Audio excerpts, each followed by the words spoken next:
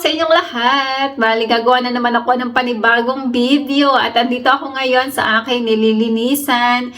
At kaya ito, naka-head cap ako kasi baka may mahulog na buhok. Nakakahiya naman sa aking nililinisan. At kailangan nating samantalahin kapag may mga opportunity na ganito kasi hindi natin alam kung hanggang kailan tayo maglilinis sa extra natin o kaya sa trabaho natin. Huwag tayong mapapanatag kung meron man tayong trabaho kasi hindi natin alam kung hanggang kailan tayo doon. Syempre, hindi natin alam, baka mamaya may magawa tayong mali or kasi wala namang perfect na katulong at wala din namang perfect na amo. Baka hindi natin magustuhan ng isa't isa, mag-ayawan tayo. Ayan.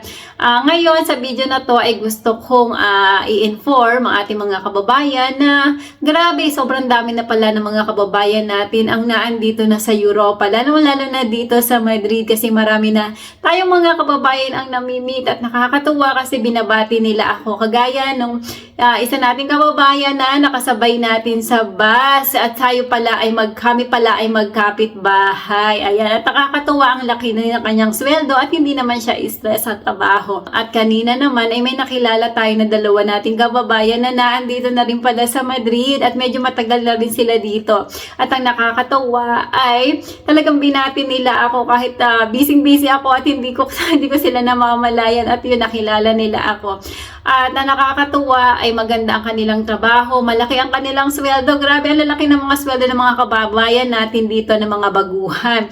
Ang sahod nila ay nasa 1,100, 1,250, tapos merong pang extra na bayad sa transportation na 40. O diba, ang galing-galing.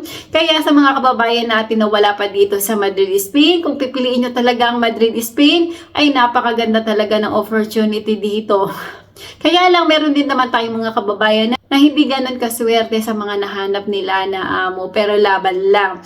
Kaya sa mga kababayan natin na wala pa dito sa Europa, ini-encourage ko kayo na mag-apply na kayo hanggang maluwag pa ang Poland. Huwag kayong mag-alala, hindi ko kayo pababayaan. Basta inform nyo lang ako na nag-apply na kayo doon sa mga sinasuggest ko na mga legit na agent or consultancy para ma-monitor natin ang inyong application.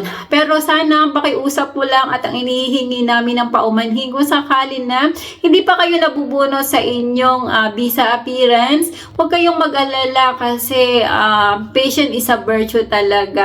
Huwag sana kayong susuko, laban lang. Ayan, sa mga nagtitiwala o magtitiwala, mag-apply na kayo at sisiguraduhin naman na makakalis kayo sa madaling panahon.